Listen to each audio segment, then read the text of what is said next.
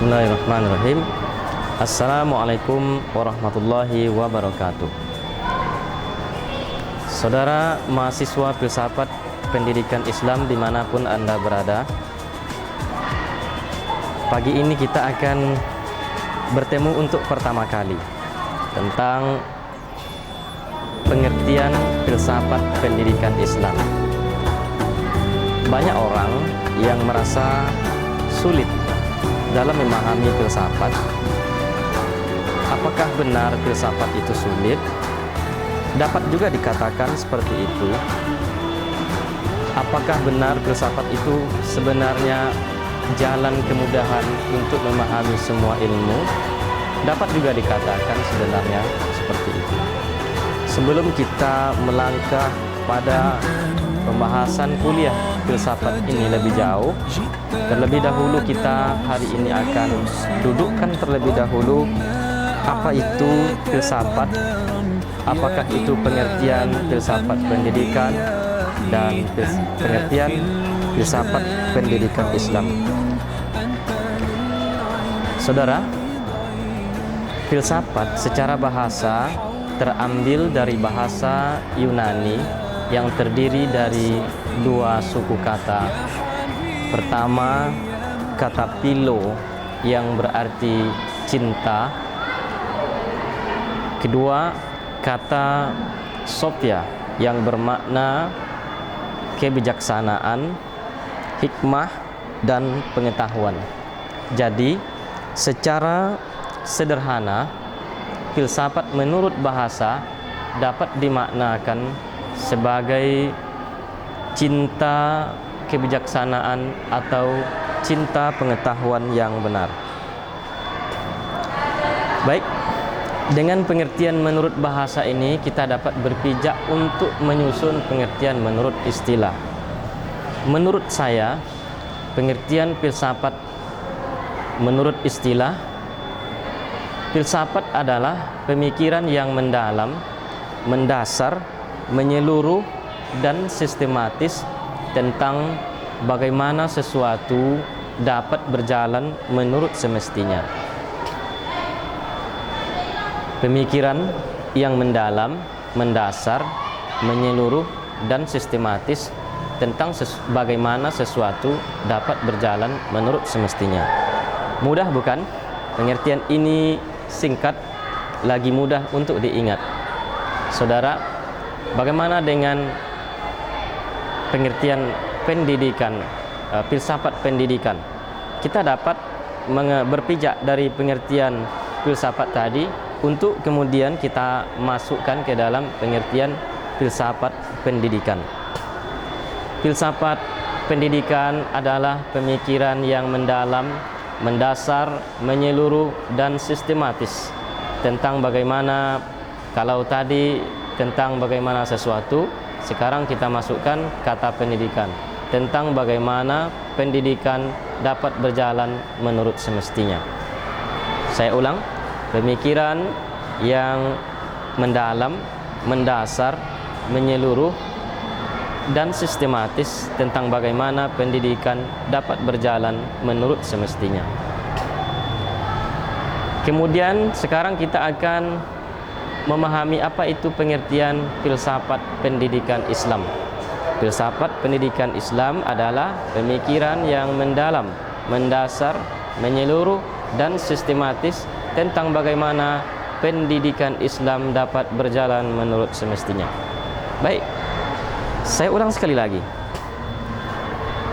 Filsafat pendidikan Islam adalah pemikiran yang mendalam, mendasar, menyeluruh, dan sistematis tentang bagaimana pendidikan Islam dapat berjalan menurut semestinya. Mudah dihafal, mudah diingat. Saya yakin Anda dapat menghafal ini dengan baik. Nah, hafallah pengertian ini dengan baik, karena pengertian inilah yang insya Allah kita gunakan untuk mempermudah kita di dalam memahami apa itu filsafat pendidikan Islam pada materi-materi berikutnya. Baik, tadi ada kata mendalam. Apa itu mendalam? Mendalam adalah memikirkan sesuatu sampai ke akar masalah dari sesuatu itu. Jadi kita memikirkannya tidak sekedar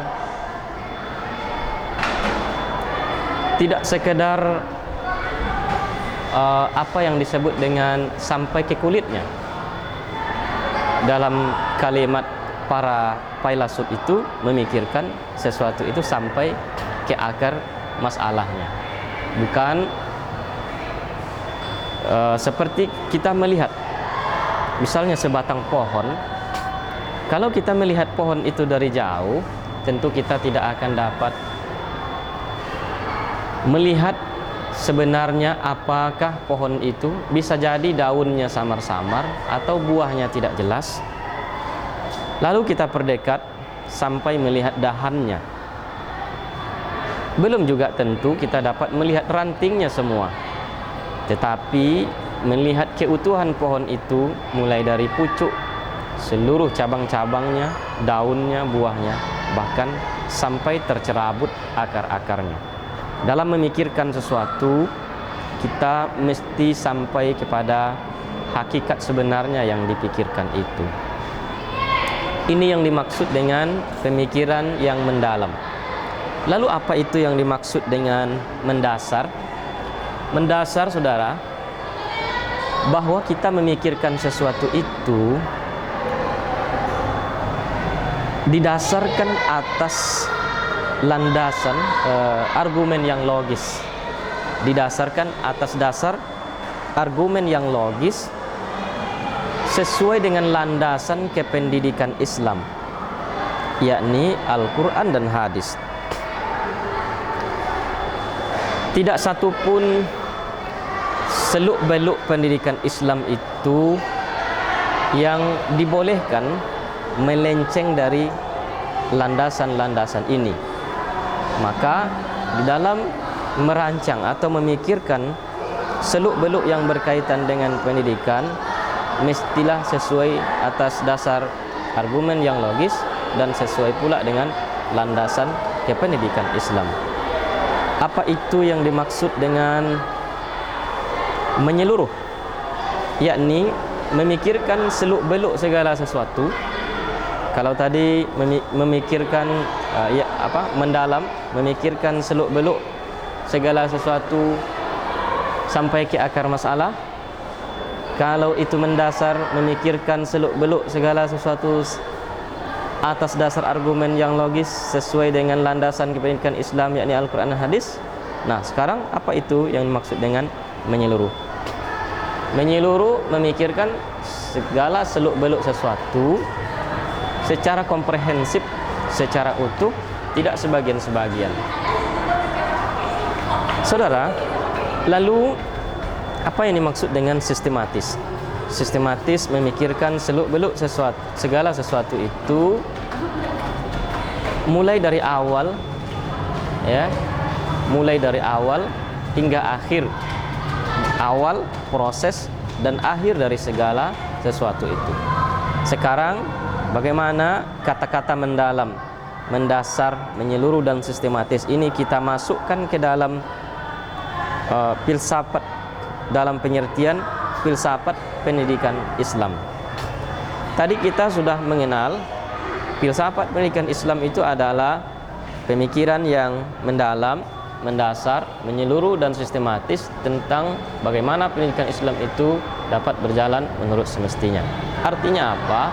Bahwa pemikiran filsafat pendidikan Islam itu adalah pemikiran yang mendalam, yang sampai ke akar masalah dari pendidikan Islam itu, memikirkan segala seluk-beluk pendidikan Islam itu sampai ke akar masalahnya, memikirkan segala seluk-beluk pendidikan itu atas dasar argumen yang logis sesuai dengan landasan kependidikan Islam.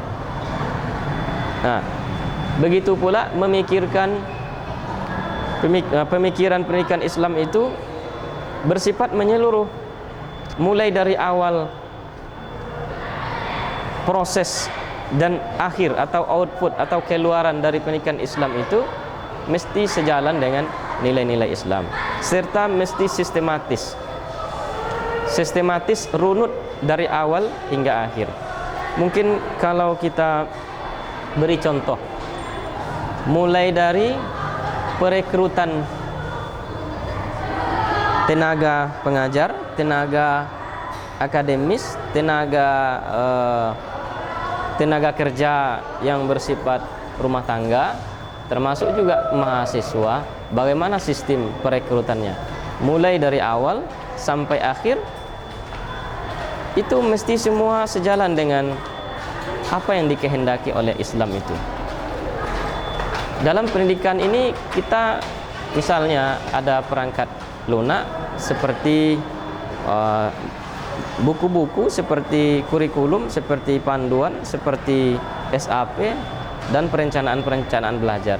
Ada perangkat keras seperti gedung, seperti transportasi, seperti lingkungan, perkarangan, taman, WC, masjid, pustaka, dan sebagainya. Itu mesti berpadu, sebab ada dua hal besar di dalam kita melihat pendidikan Islam ini. Pertama, Islam sebagai perspektif pendidikan. Yang kedua, Islam sebagai materi ajar. Kedua-duanya mesti Islam dijadikan sebagai landasan kependidikan Islam. Nah, terkait dengan perangkat lunak dan perangkat kasar tadi, semuanya bukan saja kita memperbaharui bentuk fisiknya, pembaharuan atau menambah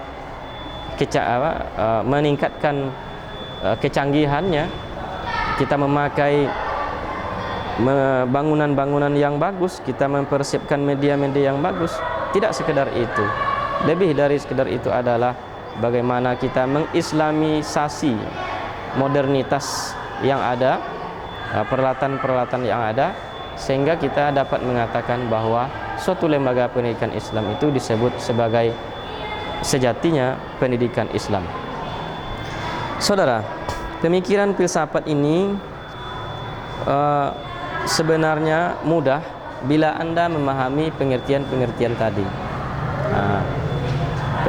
Filsafat pendidikan Islam ini bagaimana membicarakan tentang pendidikan Islam itu secara langsung, baik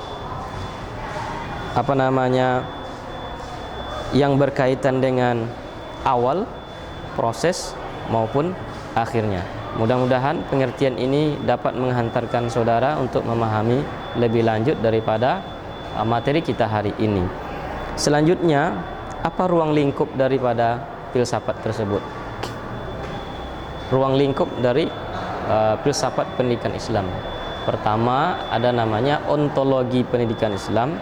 Yang kedua, ada namanya epistemologi pendidikan Islam. Yang ketiga, ada namanya aksiologi atau arah bangun pendidikan Islam. Ketiga-tiga ini akan kita bahas sejumlah 16 atau 18 kali pertemuan ke depan. Untuk membicarakan ontologi pendidikan Islam, kita akan sampaikan pada lain waktu.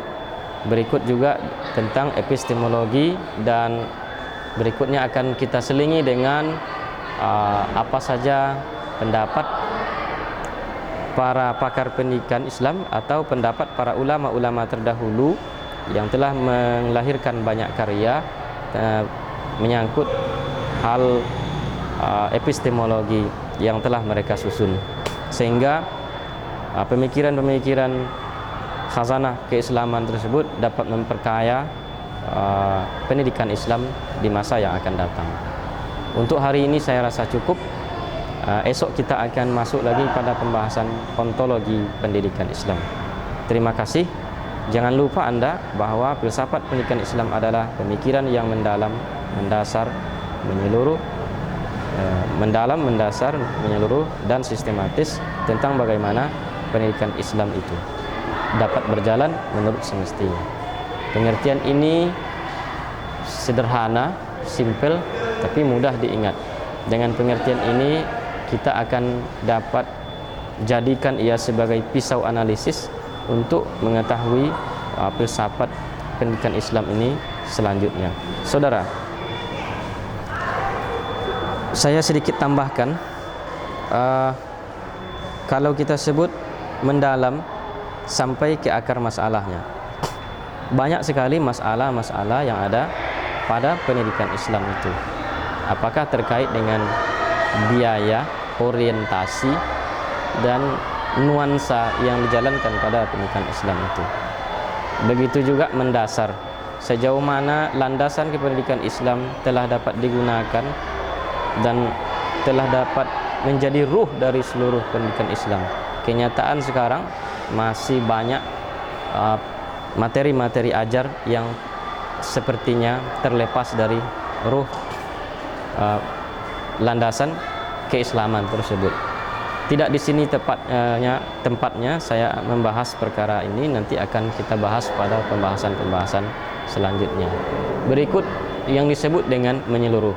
Mestinya mulai dari gerbang kampus atau gerbang pendidikan Islam itu sudah disebut di sana kawasan wajib berjubah atau wajib berbaju kurung bagi wanita. Karena di dalam perkara baju wanita itu hanya satu ayat di dalam Al-Quran, yakni mereka mesti berbaju kurung. Surat Al-Ahzab ayat 59. Qul li azwajika wa banatika wa nisa'il mu'minin yudnina 'alaihinna min jalabibihinna. Ayat ini jelas memanggil Nabi supaya Nabi mengatakan kepada istrinya, anaknya dan perempuan mukminat untuk supaya mereka menjulurkan jubahnya atau baju kurung mereka. Jadi dengan begitu tidak ada pilihan baju yang lain, walaupun ada ulama yang mentolerir baju sampai ke lutut disambung dengan rok mereka. Begitu juga di dalam perkara kerudung. Hanya satu ayat yang menyangkut kerudung di dalam Al-Quran, yaitu dalam surat An-Nur. Di sana disebutkan supaya mereka wal yadribna bi khumurihinna ala juyubihinna, supaya mereka menjulurkan kerudung mereka sampai ke dada mereka. Dada ini adalah batas dari badan wanita. Kalau boleh kita sebut, dada itu adalah susunya. Nah, rumpun susu terbawah. Sebagaimana ketika Islam menyebut berwuduk sampai ke siku, itu bukan berarti siku ini saja yang dikenai air, tapi seluruhnya meliputi. Jadi kalau kita berwuduk sampai ke mata kaki, itu bukan hanya mata kaki saja, seluruh yang sejajar dengan mata kaki wajib dikenai air. Begitu pula dengan menjulurkan kerudung sampai menutupi dada, itu berarti meliputi semua sampai pada bagian-bagian yang sejajar. Maka ada ulama yang mengatakan itu mesti kerudung itu sampai ke siku supaya dapat melebihkan dari sekedar buah dada wanita. Nah, kalau ini kita pahami, tentu pakaian wanita mulai dari gerbang kampus depan sampai gerbang kampus belakang sesuai dengan ayat ini. Kalau tidak, pendidikan Islam belum dapat dikatakan menyeluruh. Begitu juga di sana saya melihat ada bacaan kawasan bebas rokok. Bagaimana mungkin orang akan dapat bebas rokok sementara dia tidak memahami hakikat dari halal dan haram sesungguhnya. Banyak sekali hal-hal yang perlu dibenahi. Belum lagi saya memperhatikan betapa rendahnya budaya belajar, budaya memelihara lingkungan di kampus ini. Jadi kependidikan Islam, filsafat pendidikan Islam yang tadi saya sebut menyeluruh, meliputi semua, tidak sebagian, semuanya mesti diperbaiki. Mulai dari kurikulum yang nanti akan saya bicarakan pada pembahasan-pembahasan berikutnya, mulai dari perancangan visi dan misi, mulai dari adab kampus, mulai dari profil dosen, mulai dari profil mahasiswa, semua mesti dibenahi agar kita dapat berjalan pendidikan Islam di sini. Pendidikan Islam dapat berjalan menurut semestinya, yakni sesuai dengan Islam. Kebersihan kampus, tata ruang kampus, adab pergaulan, semuanya. Nah, karena itu membahas filsafat pendidikan Islam ini adalah sesuatu pembahasan yang amat penting. Saudara, ada orang berkata filsafat itu bisa disebut sebagai induk pengetahuan. Sebenarnya filsafat bukanlah induk pengetahuan, tetapi sumber perantara untuk memunculkan pengetahuan itu. Sebenarnya pengetahuan itu telah ada. Filsafat hanyalah satu cara untuk mengungkapkan kembali pengetahuan yang telah ada itu. Baik, ini gambaran secara umum. Insya Allah akan kita bahas pada kesempatan selanjutnya lebih jauh lagi pada topik-topik yang telah saya sebutkan tadi secara umum. Wallahu a'lam bishawab. Assalamualaikum warahmatullahi wabarakatuh.